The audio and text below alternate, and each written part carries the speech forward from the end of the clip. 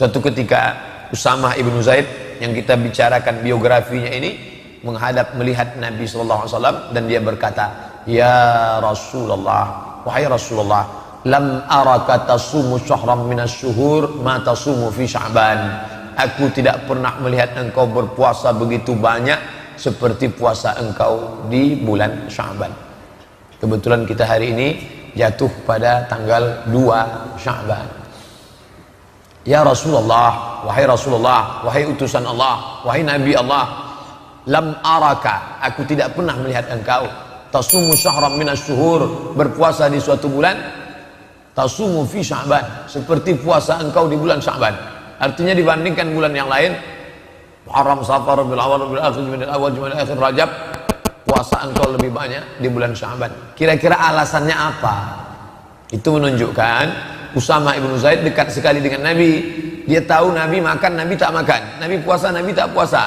Dia tahu bahwa Nabi puasa bulan ini lebih dari bulan yang lain, menunjukkan kedekatan yang luar biasa. Ini juga menunjukkan bahwa sahabat Nabi itu tidak menelan ajaran Islam bulat-bulat. Nabi puasa, puasa ajalah, usah tanya-tanya, nanti banyak tanya Nabi marah masuk neraka. Yang tidak boleh banyak bertanya itu kalau pertanyaannya tidak ada alasan dan hanya untuk bertanya-tanya macam Bani Israel. Lembunya warna apa? Kira-kira sudah dipakai untuk membajak atau tidak? Kira-kira umurnya berapa? Pertanyaan yang tidak membawa kepada amal. Pertanyaan skolastik. Pertanyaan hanya untuk wacana saja. Pertanyaan hanya untuk bertanya-tanya, mengetes-ngetes, menguji orang. Adapun pertanyaan yang efeknya berdampak kepada amal, ini menunjukkan bahwa antara Nabi dengan sahabat Nabi itu ada hubungan yang sangat erat. Ini juga menunjukkan sahabat itu tidak takut sama Nabi walaupun umurnya jauh. Jadi kalau sebelum hijrah dia lahir 7 tahun, berarti saat Nabi hijrah umurnya 7 tahun.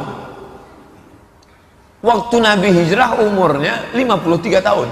Bapak bayangkan ada umur anak 7 tahun, 8 tahun, 9 tahun, 10 tahun berdialog dengan orang berumur 53 tahun. Mungkin itu antara bukan lagi ayah dengan bapak, tapi antara cucu dengan kakek.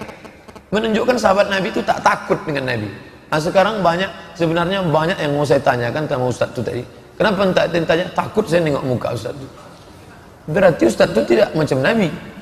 Nabi sahabat tak takut. Bertanya dia. Beda sedikit takut sama segan. Segan itu mungkin karena wibawanya, karena hormatnya. Nah, jadi saya senang datang anak-anak bertanya, Ustaz, kemarin habis khutbah di masjid Darul Abrar, komplek DPR provinsi, selesai sholat Jumat, datang 2 orang anak kecil, masih SD. Ustaz Somad, ya salaman. Habis itu mau nanya apa? Mau foto Ustaz. Nah, bagus, artinya nanti dia nanya masalah hukum awal-awalnya. Nah, artinya mereka tak takut dengan Ustaz itu. Sahabat Nabi bertanya, begitu mereka bertanya kepada Nabi, ya Rasulullah, aku lihat engkau puasa lebih banyak di bulan ini melebihi bulan yang lain. Kira-kira alasannya mengapa? Nabi pun menjawab. Apa kata Nabi? Dzalika syahrun yaghfulu anhun nas baina Rajab wa Ramadan. Itulah bulan yang banyak dilupakan orang. Dia terletak antara bulan Rajab dan bulan Ramadan. Bulan Rajab orang ingat. Kenapa orang ingat bulan Rajab? Karena bulan Rajab disebut dalam Quran, walaupun tidak secara teks, tapi secara isyarat ada. Inna iddatas syuhuri indallahi 12 syahran fi kitabillah. Sesungguhnya jumlah bilangan bulan di sisi Allah yang tertulis dalam kitab Allah ada 4, ada 12. Minha arba'atun hurum. Ada 4 bulan haram. Dijelaskan dalam hadis Zulqa'dah, Zulhijjah, Muharram, Rajab. Bulan Rajab semua orang ingat. Orang jahiliyah pun memuliakan bulan Rajab. Sampai-sampai mereka tidak mau membunuh bapaknya, membunuh orang yang membunuh bapaknya. Jumpa dia dengan pembunuh bapaknya, takkan dia hunuskan pedang. Kenapa? Karena ini bulan Rajab, bulan mulia, haram berperang. Bulan Ramadan semua orang tahu bulan Ramadan. Kenapa? Fihi lailatun khairum min alfi syahrin. Karena di dalamnya ada 1 malam kalau beramal lebih baik daripada 1000 bulan. Tapi ada 1 bulan yaghfulu anhun nas, banyak orang melalaikannya.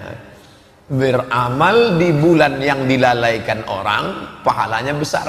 Beramal di saat waktu orang lain lupa, pahalanya besar. Contoh, malam, semua orang tidur, wan nasu niyam, semua manusia tidur. Makanya pesan Nabi, wa tusalli fil laili wan nasu niyam, salatlah engkau di tengah malam ketika orang sedang tidur. Karena beramal pada saat orang lalai itu pahalanya besar. Samalah seperti pada saat malam Idul Fitri. Malam Idul Fitri itu kadang SMS kita tak sampai pagi. Kenapa? Karena semua orang mengucapkan selamat Idul Fitri, selamat Idul Fitri, selamat Idul Fitri. Tapi pada saat orang lalai, di situ jaringan lancar. Maka carilah ketika orang lalai. Dunia ini sekarang hampir tak ada orang lalai. Di tengah malam kita anggap orang lalai, orang menjerit-jerit di tengah jalan. Gol! Hampir tak ada orang lalai. Tidak ada orang lalai untuk mengisi dunia, tapi lalai kepada Allah Ta'ala banyak. Carilah saat-saat orang lalai itu. Ini amat sangat penting. Sekarang orang banyak melalaikan Allah di saat ini. Ini beribadah. Ini terisyarat, tertulis isyarat bahwa beribadah pada saat orang lalai keutamaannya amat sangat luar biasa. Sekarang Pak Ustadz, banyak orang lalai waktu khotib naik mimbar. Waktu khotib naik mimbar banyak orang lalai tidur. Bangunlah situ, tengok wajah khotib itu, dengarkan baik-baik. Ini keutamaan di saat beramal. Alasan yang kedua, kata Nabi SAW, bulan itu, pada saat bulan yang orang lalai, bulan Sya'ban itu, apa dia? Allazi, yang pada saat itu yurfa'u fihil a'mal, turfa'u fihil a'mal. Pada bulan itu diangkat catatan amal manusia. Wa uhibbu an yurfa'a amali wa ana sha'im. Aku ingin ketika ila rabbil alamin, turfa'u fihil a'mal ila rabbil alamin. Pada bulan itu diangkatlah amal orang selama setahun kepada Allah Subhanahu wa taala. Wa uhibbu an yurfa'a amali wa ana sha'im. Aku ingin, aku suka, aku cinta ketika amalku itu diangkat, aku dalam keadaan berpuasa. Imam Ibnu Rajab Al-Hambali dalam kitabnya Fathul Bari, Syarah Sahih Al-Bukhari, Imam Ibnu Fathul Bari ada dua. Satu Fathul Bari ditulis oleh Imam Ibnu Hajar Al-Asqalani, satu lagi adalah ditulis oleh Imam Ibnu Rajab Al-Hambali. Imam Ibnu Rajab mengatakan amal diangkat itu 3 kali. Amal harian, amal mingguan, amal pekanan, amal tahunan. Amal harian itulah yang diangkat setelah sholat asar. Makanya utama beramal sholat berjamaah, sholat asar. Sholat asar berjamaah, sholat sama dengan malaikat. Sholat subuh berjamaah, sholat sama dengan malaikat. Lau ya'lamuna ma fil atamati was subhi, kalau andai dia tahu pahala sholat subuh berjamaah, la atauhu mahabwan, mereka akan datang walaupun merangkak. Malaikat yang menjaga malam tadi, dia akan naik pada subuh ini, gantian dengan malaikat yang turun pada saat subuh. Mereka akan berjaga untuk siang menjelang asar. Nanti waktu asar, buku catatan amal dari sholat subuh ke sholat asar itu diangkat. Ini amal harian, kata Imam Ibnu Rajab Al-Hambali. Kemudian ada amal pekanan, itu saya tak sebut mingguan. Minggu diambil dari kata minggu, artinya hari menyembah Tuhan. Sedangkan kita sebut pekan, sepekan. Kenapa pekan? Karena biasanya satu pekan ada pekan, yaitu selama 7 hari. Jumat, Sabtu, Ahad, Senin, Selasa, Rabu, Kamis. Maka pada hari Kamis dianjurkan berpuasa Kamis. Aku ingin pada saat amalku sepekan itu diangkat, aku juga dalam keadaan berpuasa. Dan ada amal rapel selama 1 tahun, catatan full, yaitu amal kita dari sejak mulai Ramadan tahun lalu, Ramadan, Syawal, Zulqa'dah, Zulhijjah, Muharram, Safar, Rabiul Awal, Rabiul Akhir, Jumadil Awal, Jumadil Akhir, Rajab. Maka selama 11 bulan diangkatlah catatan amal kita pada bulan Sya'ban. Wa uhibbu an yurfa'a amali wa ana sha'im. Aku ingin ketika amalku itu diangkat, aku dalam keadaan berpuasa. Pada saat amal harian dilaporkan kepada Allah, Allah bertanya kepada malaikat. Allah bertanya, bukan Allah tak tahu. Allah bertanya dalam banyak ayat, dalam banyak hadis. Allah bertanya, begitu cara Allah mau ngasih tahu kepada orang yang tak tahu. Saya mau kasih tahu ke mahasiswa, Tapi saya ingin bagaimana supaya mereka mendengar jawaban saya ini menjadi segar. Ada rasa ingin tahu. Karena beda antara informasi yang saya sampaikan begitu datar dengan yang saya pancing dulu. Tahukah kalian siapa orang yang paling rugi? Ketika saya katakan gitu, bukan berarti saya tak tahu. Saya ingin memberitahu kepada mereka dengan cara memancing keingintahuan, dengan cara bertanya. Maka Allah bertanya kepada malaikat, hai malaikat, ketika engkau bawa buku catatan hambaku itu tadi, mereka sedang apa? Mereka sedang sholat asar berjamaah, ya Allah, bersama dengan kami. Itu amal harian, amal pekan, sepekan. Ketika kalian bawa catatan amal hambaku itu satu pekan, mereka sedang apa? Mereka sedang puasa hari Kamis, ya Allah. Begitu juga dengan tahunan. Ketika kalian bawa buku catatan hambaku itu selama setahun, saat kalian angkat amalnya, dia sedang apa? Kata malaikat menjawab, mereka sedang berpuasa, ya Allah. Mereka tahan makan, mereka tahan minum, mereka tahan mata, mereka tahan nafsu syahwat. Padahal istrinya halal, padahal makannya halal, padahal minumnya halal. Apakah mereka pernah melihat surgaku? Tidak. Apakah pernah mereka merasakan nerakaku? Belum. Apakah pernah mereka melihat aku? Tidak. Ternyata mereka sudah sampai pada maqam ihsan. Anta'budallaha ka'annaka tarahu, fa in lam takun tarahu fa innahu yaraka. Engkau sembah Allah, engkau beribadah kepada Allah seakan-akan engkau melihat dia, walaupun engkau tidak melihat dia, fa innahu yaraka, tapi engkau merasakan sedang dilihat oleh dia. Dan orang paling merasakan ihsan itu ketika sedang puasa. Ketika sedang sholat, orang ihsan, tak berani dia menggerakkan biji matanya ke atas karena dia sedang merasa dilihat, dipandang Allah. Pada saat orang melaksanakan ibadah umrah, dia sedang ihsan, tak berani dia mencabut bulu hidungnya, tak berani dia mencabut rambutnya, tak berani dia mencabut duri di pokok kayu, tak berani dia membunuh binatang, karena dia sedang merasakan ihsan, pengawasan Allah SWT. Maka pada saat puasa, tak berani dia makan, tak berani dia minum, tak berani dia berpikir yang tidak-tidak, tak berani dia berkata-kata bohong, dusta, sia-sia, lara. Kenapa? Dia sedang berada dalam pengawasan Allah Subhanahu wa ta'ala. Maka alangkah baik, agung dan mulianya ketika di awal-awal ini kita kaji hadis ini, mumpung masih di awal bulan Sya'ban. Maka hadis ini yang kita kaji diriwayatkan oleh Imam An-Nasai dalam kitab Sunan, diriwayatkan oleh Imam An-Nasai. Status hadis hadisun hasan, hadis hasan. Di sisi lain, hadis ini juga memberikan kabar gembira bagi ibu-ibu yang banyak hutang puasa di tahun lalu. Tahun lalu tinggal puasa berapa hari? Tinggal 30 hari. Banyak betul, sampai 30 hari mengandung, menyusukan anak. Jadi seorang suami tahu, sadar betul dia juga sebagai suami mengingatkan istrinya, dia juga sebagai anak. Kita ini laki-laki sebagai suami satu kali, sebagai anak satu kali, sebagai abang satu kali, sebagai adik satu kali, sebagai paman satu kali. Ada perempuan di sekitar kita, ada beberapa perempuan yang itu di bawah pengawasan kita. Bukan kita dicari orang pada saat mau menikahkan anak kemanakan saja, tapi juga adalah sebagai laki-laki yang bertanggung jawab terhadap ibadah mereka. Kita ingatkan adik kita, kamu punya anak, ya, sedang menyusukan anak, ya, puasamu tinggal kemarin 30 hari. Itu tanggung jawab kita. Jangan sampai kita biarkan mereka sehingga kita mendapat gelar dayus. Muhammad dayus ya Rasulullah. Siapa itu dayus ya Rasulullah? Alladzi yuqirrusu, membiarkan anak kemanakannya, membiarkan saudaranya, membiarkan adiknya melakukan perbuatan buruk. Perbuatan buruk bukan hanya tidak menutup aurat, perbuatan buruk adalah tidak mengqadha puasa. Maka kita ingatkan, ini bulan Sya'ban nih, keutamaannya banyak, maka engkau qadha puasamu yang lalu. Lupa.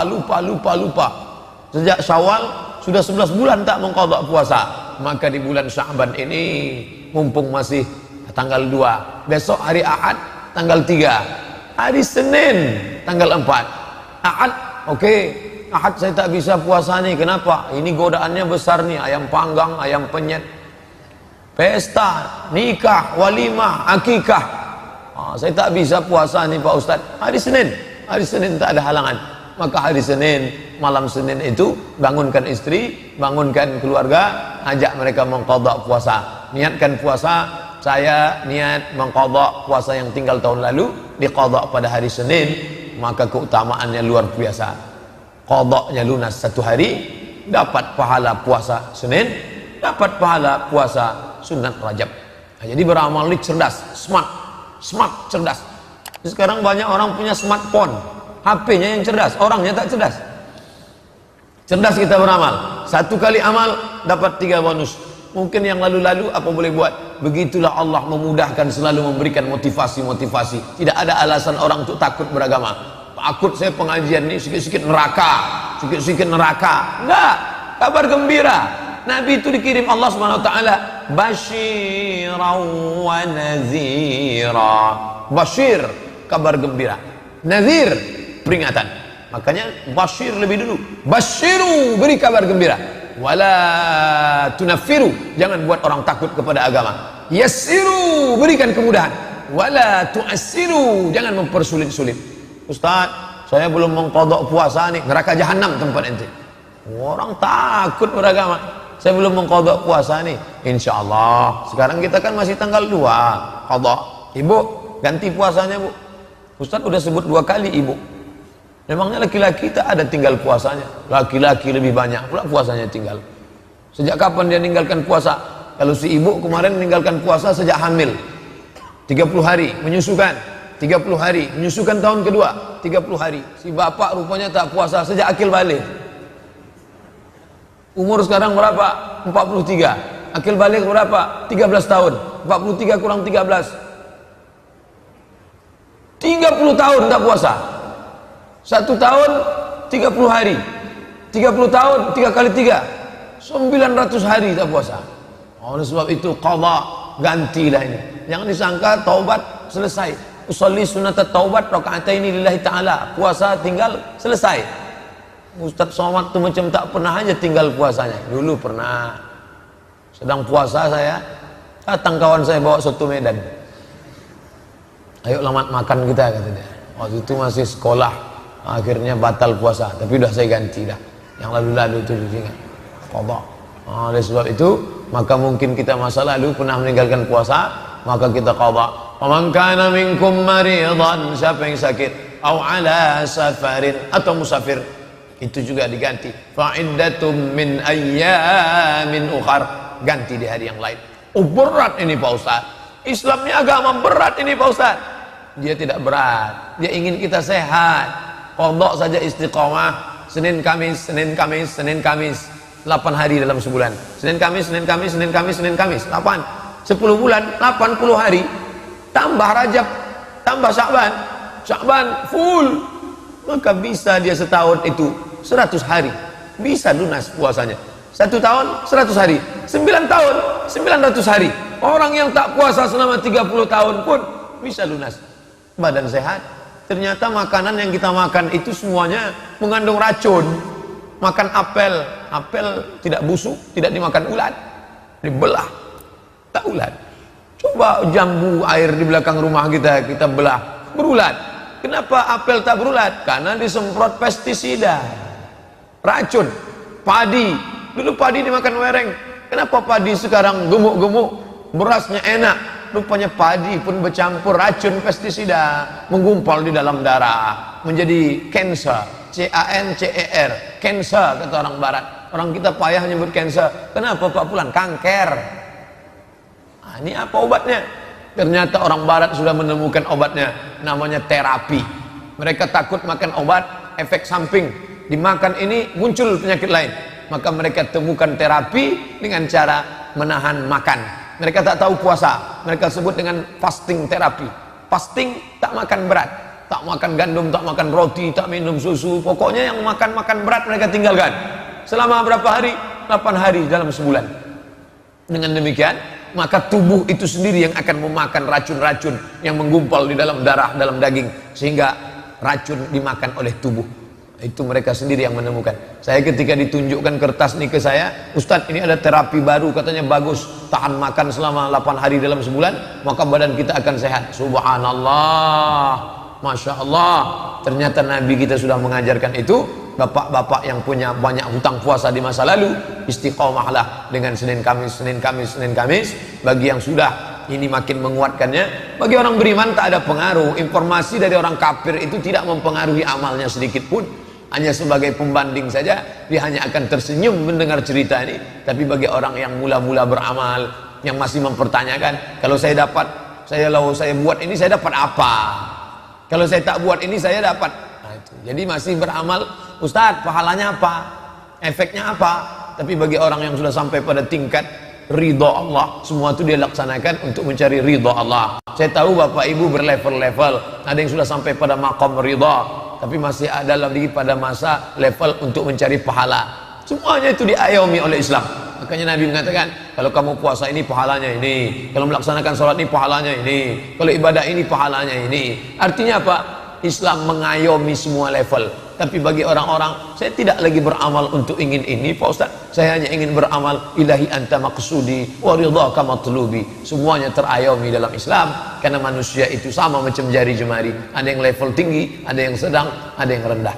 Nah, apapun level kita, semua kita adalah hamba Allah yang merendahkan diri, mendekatkan diri kepada Allah. Salah satu ibadah utama adalah ibadah puasa. Sampai-sampai dikatakan Allah akan menjauhkan dia beratus musim.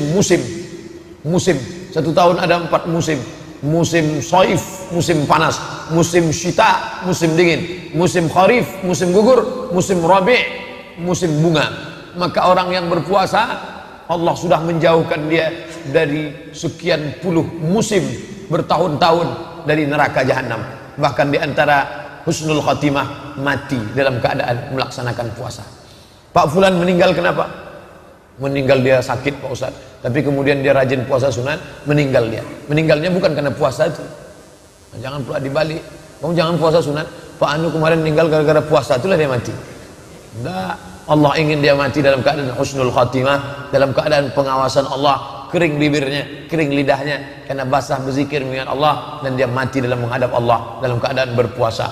Beberapa hari ini kita dikejutkan dengan beberapa video yang di-share, meninggal dalam keadaan membaca Al-Quran. Masya Allah, berapa banyak orang ingin, ya Allah, matikanlah kami dalam keadaan membaca Al-Quran, membaca surat Tabarak. Tabarakalladzi biyadihil mulku wa huwa ala kulli syai'in qadir, alladzi khalaqal mauta, dia yang menciptakan mati, wal hayata, dia yang menciptakan hidup, liyabluwakum ayyukum ahsanu amala. Meninggal pas dapat ayat itu.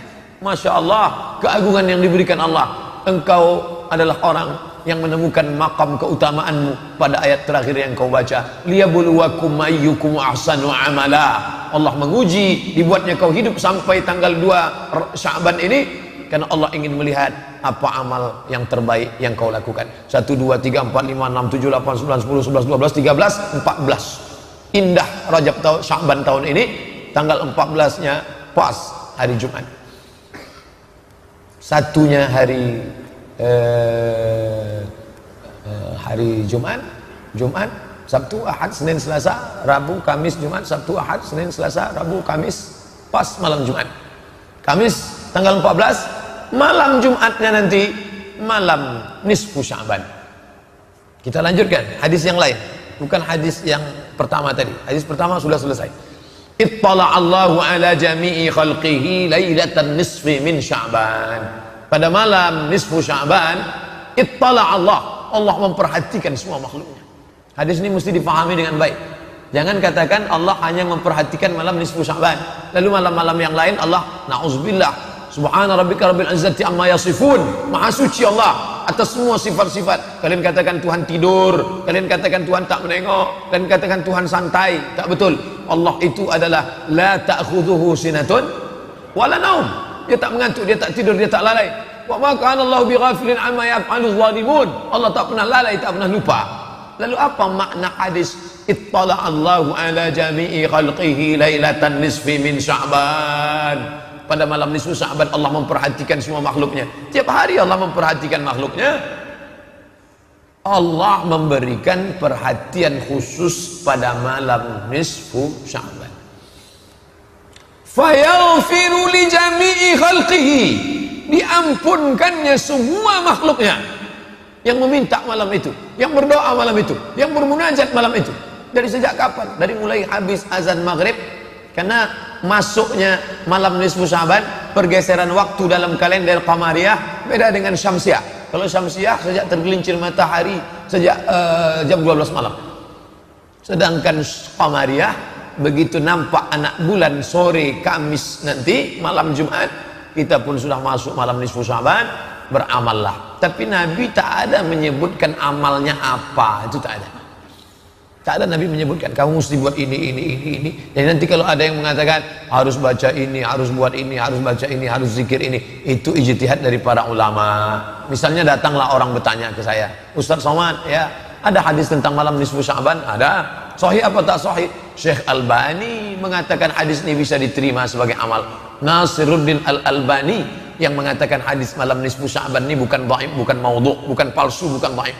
Ini kalau ada nanti orang mengatakan tak ada tuh dalil malam nisfu Sya'ban, Syekh Nasiruddin Al-Albani yang mengatakan hadis ini bisa diterima. Ittala'allahu ala jami'i khalqihi lailatan nisfi min Sya'ban. Allah memperhatikan semua makhluknya pada malam nisfu Sya'ban. Fayaghfiru li jami'i khalqihi. Allah mengampunkan semua makhluknya illa kecuali dua.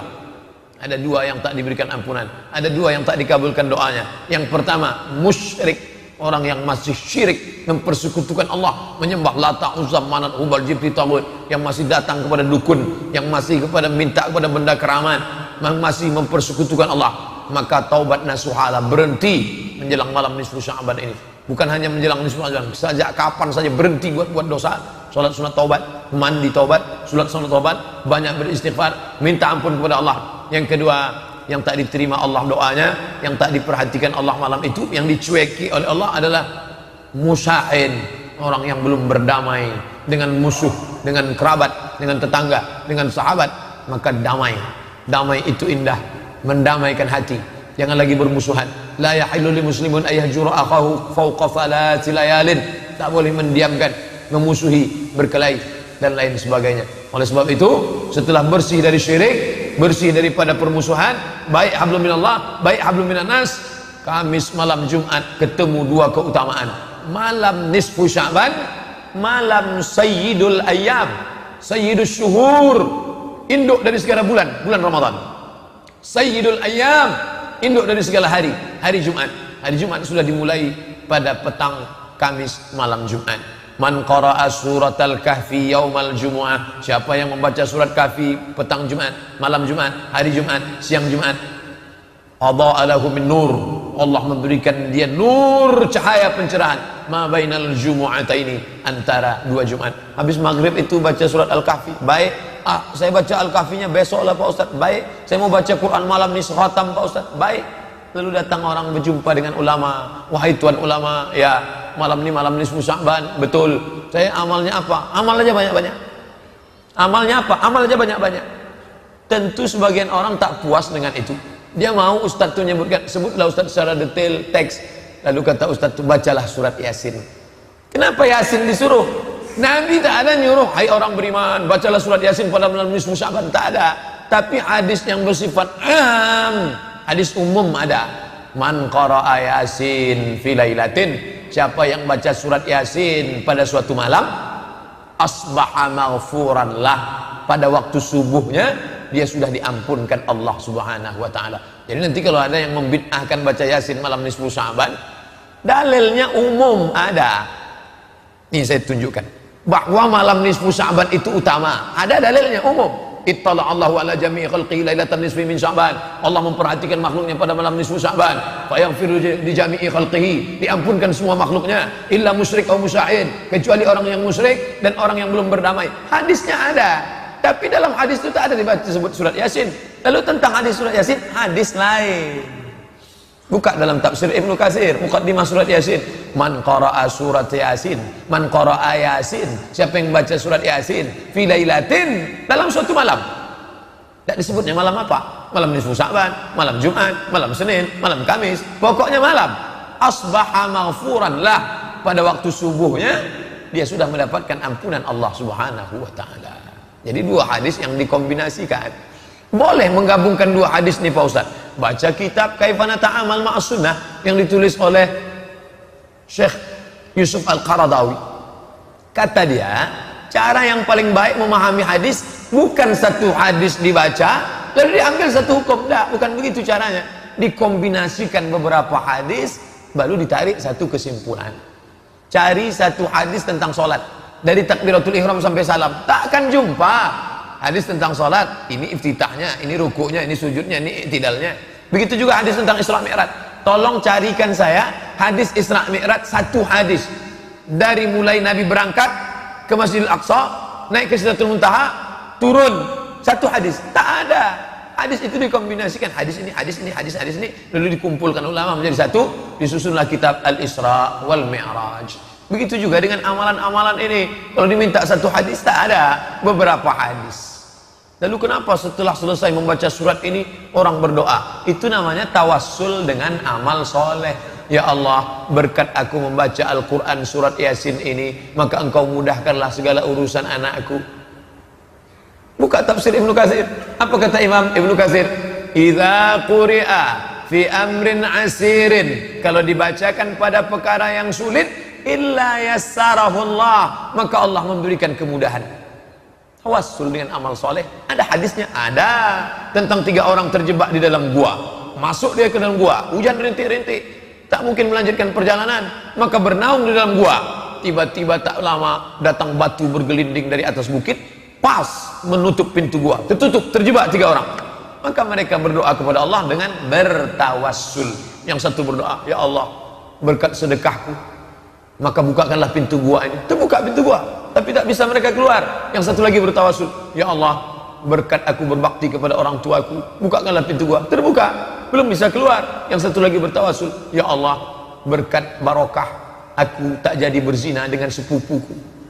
Jadi bisa bertawassul dengan sedekah, bisa bertawassul dengan bakti kepada orang tua, bisa bertawassul dengan tak jadi berzina, tak jadi mencuri.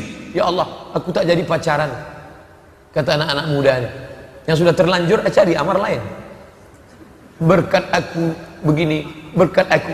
Makanya orang sebelum berdoa itu baca Fatihah, ala hazniha wa kulli niyatin shalihah, al-Fatihah. Kenapa dia baca Fatihah?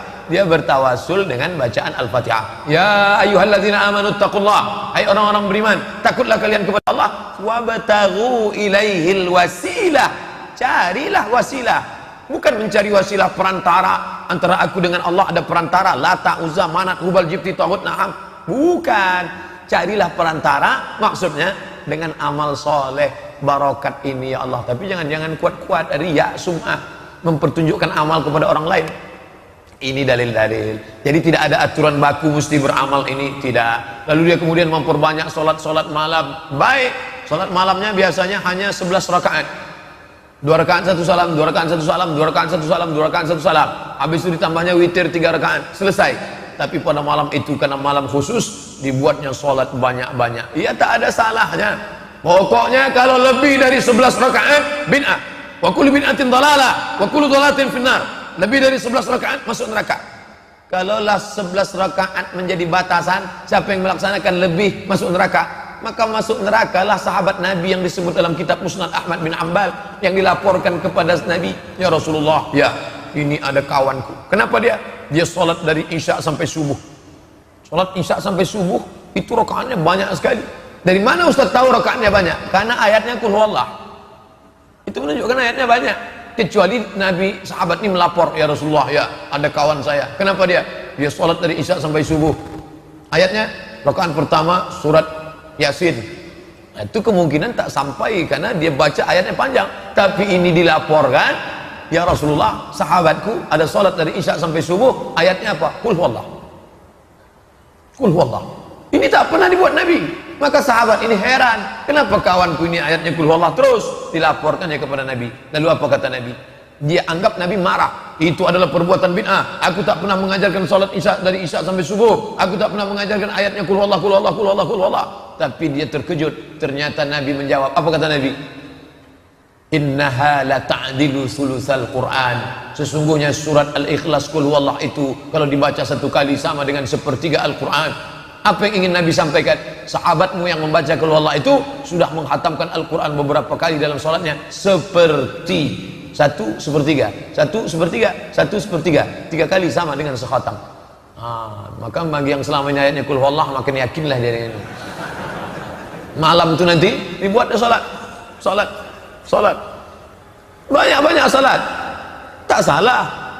Imam Hambali yang nama asli Ahmad bin Hanbal punya kitab Musnad Ahmad bin Hanbal, meninggal tahun 241 Hijrah. Dia punya anak namanya Abdullah. Abdullah ibnu Ahmad bin Hanbal. Nanti kalau adik-adik, bapak-bapak mahasiswa baca dalam kitab Musnad Ibnu Hanbal, qala Ahmad bin Hanbal haddatsani abi. Banyak orang salah membuat skema sanad dalam Musnad Ahmad bin Hanbal, karena di situ ada disebut haddatsani abi, ayahku meriwayatkan hadis kepadaku. Aku mendengar hadis ini dari ayahku, kata Ahmad bin Hanbal. Kata anaknya, namanya Abdullah bin Ahmad bin Hanbal.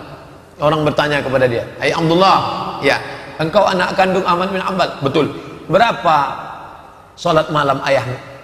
Kata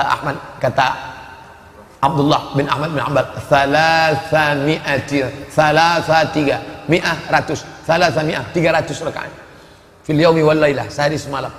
Nah, jadi kalau begitu, bapak ibu yang selama ini sudah menganggap amal kita ini banyak, belum ada apa-apanya kalau membandingkannya dengan Ahmad bin Hanbal. Oleh sebab itu, tidak ada larangan memperbanyak ibadah macam-macam pada malam Mi'raj itu. Apakah sendiri-sendiri atau berjamaah, Pak Ustaz? Khalid ibnu Ma'dan, Makhul, di antara tabi'in negeri Syam, mereka pada malam nisfu Sya'ban itu berkumpul beramai-ramai di masjid negeri Syam. Yaktahilun, mereka pakai kahal, celak. Yalbasuna siyab, mereka pakai pakaian jubah kebesaran. Wa yatabakharun, mereka pakai bukhur, asap. Mereka nyalakan dupa, mereka nyalakan apa itu namanya yang harum-harum itu, gaharu. Ada model gaharu, kayu gaharu, ada juga model seperti menyan dia. Ada batang kayu, kalau ditakik, dipotong, keluar getahnya, seperti damar, itu dipakai harum. Itu di Arab, kalau mau menikahkan anak, acara walimah, itu dipakai harum. Makanya habaib kalau datang waktu acara Habib Syekh kemarin, dibakar. Disangka orang yang tak tahu sedang manggil jin. Itu parfum Arab itu begitu. Maka pada malam nisfu Sya'ban, mereka hidupkan kayu gaharu di masjid, harum semerbak, mereka pakai jubah kebesaran, lalu mereka memakai celak, mereka beribadah di masjid beramai-ramai. Itu yang melakukannya siapa? Salaf itu. Maka menghidupkan malam nisfu Sya'ban di masjid, tradisi salaf. Kalau memang betul mengaku salaf, ramai masjid. Hanya saja salaf itu pun berbeda. Salaf Makkah dengan salaf negeri Syam. Jadi kalau ada orang mengatakan kami ini bermanhaj salaf, salaf mana? Salaf itu tidak satu manhaj. Salaf itu banyak manhajnya. Itu yang dikatakan Syekh Ramadan Al-Buti dalam kitabnya As-Salaf. Salaf bukanlah satu mazhab, karena salaf itu banyak.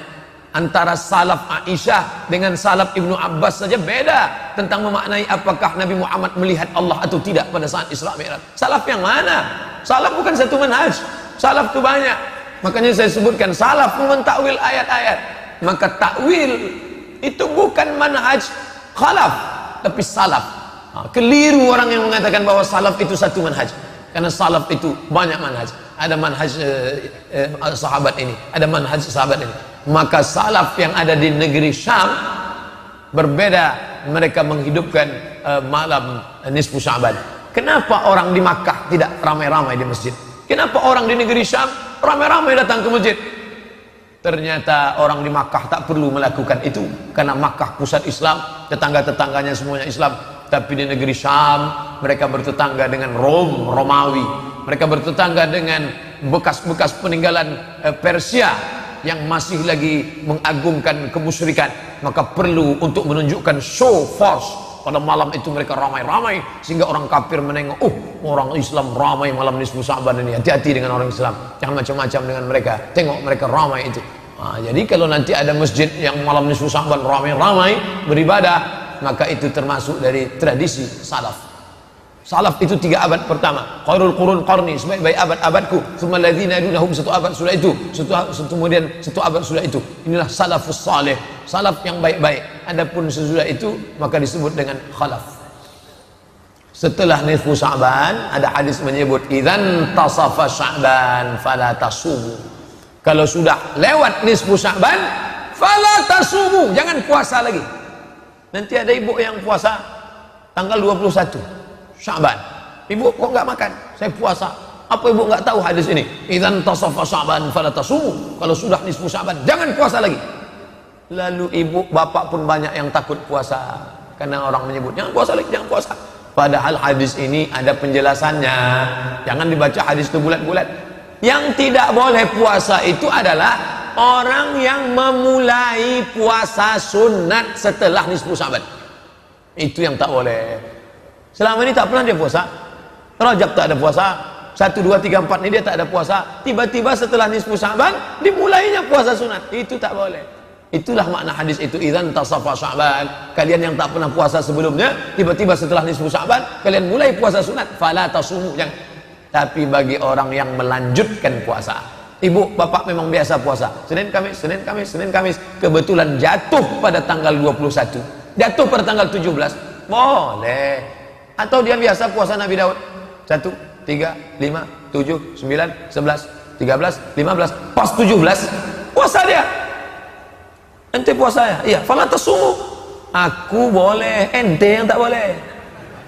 Ente memang tak pernah puasa, sekarang baru mulai. Aku memang dari dulu puasa. Apa tak tahu kalian aku sering puasa? Ha? Itu pun tak boleh juga. Riya namanya. Idzan tasafa Sya'ban, yang dimaksud idzan tasafa kalau sudah lewat pertengahan, memulai puasa. Adapun melanjutkan yang sudah bersama ini boleh. Yang kedua, siapa yang boleh? Mengqadha. Mengqadha boleh. Diqadhanya pada tanggal 17, 18 boleh. Adapun hikmah kenapa dianjurkan puasa ini, supaya kita sudah merasakan manisnya puasa. Beda antara orang yang mulai lomba lari, beda antara mulai orang yang lomba pemanasan mau masuk main bola dengan orang yang sudah lari-lari, maka main bolanya dia nyaman. Begitu juga dengan ibadah ini. Ada orang yang baru pemanasan, gelisah dia di awal Ramadan, tapi orang ini sudah merasakan manisnya puasa, sehingga manis Ramadan dia beda dengan manisnya Ramadan orang yang baru memulai. Kita ikuti saja sunnah-sunnah perbuatan Nabi ini, maka kita akan merasakan manisnya iman, manisnya puasa, manisnya tahajud, manisnya ibadah, manisnya munajat kepada Allah Subhanahu wa ta'ala. Poin terakhir tentang Sya'ban adalah bulan Sya'ban mengingatkan kita tentang pindah arah kiblat, jatuh pada bulan Sya'ban tahun kedua. Nabi sampai di Madinah Rabiul Awal, Rabiul Akhir, Jumadil Awal, Jumadil Akhir, Rajab, Sya'ban, Ramadan, Syawal, Zulqa'dah, Zulhijjah, Muharram, Safar, Rabiul Awal, Rabiul Akhir, Jumadil Awal, Jumadil Akhir, Rajab, Sya'ban. Jadi kalau ada yang mengatakan Nabi menghadap ke Baitul Maqdis 17 bulan, dia ngitungnya dari Rabiul Akhir. Nabi menghadap ke Baitul Maqdis 18 bulan, dia menghitungnya dari Rabiul Awal. 18 bulan menghadap ke Baitul Maqdis. Baitul Maqdis ke sana, Baitullah ke sana. Menghadap ke sana. Orang Yahudi ngejek, tengok tuh Muhammad menghadap ke Baitul Maqdis, tempat kita. Sampai akhirnya Nabi sholat menghadap ke langit. Belum. Apa kata Allah? Qad nara taqalluba wajhika fis sama. Kami lihat engkau menghadapkan wajah ke langit. Falanuwalliyannaka qiblatan tardaha. Kami akan menghadapkan wajahmu ke arah kiblat yang kau sukai. Akhirnya turunlah ayat, fawalli wajhaka syatral masjidil haram. Hadapkanlah wajahmu ke arah Masjidil Haram. Ayat itu turun pada waktu zuhur. Zuhur ayat itu turun di kota Madinah Al-Munawwarah. Orang Kuba baru berpindah arah kiblat subuh. Asar, maghrib, isya, subuhnya barulah orang yang ada di Kuba, sampai ayat itu disampaikan oleh sahabat ke Kuba, barulah mereka pindah arah kiblat ke arah Masjidil Haram. Itu terjadi pada bulan Sya'ban. Maka bulan Sya'ban mengingatkan kita tentang Al-Masjidil Aqsa. Masjidil Aqsa adalah Ka'bah tertua kita, kiblat tertua kita. Kita 18 bulan menghadap ke sana selama di kota Al-Madinah Al-Munawwarah, yang awalnya diperintahkan Allah untuk melunakkan hati orang Yahudi, tapi hati Yahudi ini keras, tak bisa menerima itu. Maka Allah balikkan arah kiblat. Tidak ada alasan orang Yahudi degil, padahal sudah dilunakkan dengan tengoklah Nabi Muhammad ini sama dengan Musa, Nabi Muhammad ini sama dengan Isa. Kenapa kalian menolak? Yang dibawa oleh Musa sama dengan yang dibawa oleh dia. Kenapa kalian menolak juga? Tidak ada alasan. Tapi dasar mereka ini orang yang paling sulit menerima kebenaran. Maka Allah tunjukkan keutamaan. Maka kita pun mengenang Al-Masjidil Aqsa. Adik-adik, mahasiswa, mahasiswi, bapak-bapak, ibu-ibu, buat wallpaper laptop Masjidil Aqsa. Buat gambar HP Masjidil Aqsa. Ini Ustaz ini ceramah aja atau ngomong aja. Saya dari dulu wallpaper memang Masjidil Aqsa, supaya ketika hidup nampak Masjidil Aqsa. Ini enggak, wallpapernya artis. Ingat artis aja dah. Buat Masjidil Aqsa. Subhanalladzi asra bi'abdihi lailan minal masjidil haram ilal masjidil aqsa alladzi barakna haulah. Mengenang itu kita akan mengenang bagaimana keadaan saudara-saudara kita di Palestina sekarang, maka gelisah hati. Orang Islam yang hidup hari ini gelisah, itu sudah lumayan imannya. Gelisah aja dia memikirkan Masjidil Aqsa, sehingga dengan kegelisahan itu menetes air matanya berdoa, Allahumma ansuri ikhwanal mujahidin fi Falastin, naik khotib hari Jumat mengingat itu sudah alhamdulillah. Jangan sampai kita berada pada posisi nyaman, adem, ayam, tentram, tenang, padahal kita tidak mestinya tenang. Orang Islam yang hatinya gelisah dengan keadaan saudaranya dapat pahala, gelisah dengan keadaan umat dapat pahala, gelisah orang tak sholat dapat pahala, gelisah dengan orang tak mengqadha puasa nyantai saja dapat pahala. Susah hati, kenapa? Karena agama Allah ditinggalkan. Maka berubah dalam wujud ilmu, amal, ilmu, amal, ilmu, amal. Ilmunya sudah kita kaji, tinggal lagi beramal. Mudah-mudahan ada manfaatnya. Selanjutnya kita sholat sunat isyraq 2 rakaat. Terima kasih. Mohon maaf atas segala kesilapan. Terima kasih atas segala perhatian. Subhanakallahumma wa bihamdika asyhadu an la ilaha illa anta astaghfiruka wa atubu ilaik. Wa sallallahu ala sayyidina wa maulana Muhammad wa ala alihi wa sahbihi wa sallam. Walhamdulillahirabbil alamin. Wassalamualaikum warahmatullahi wabarakatuh.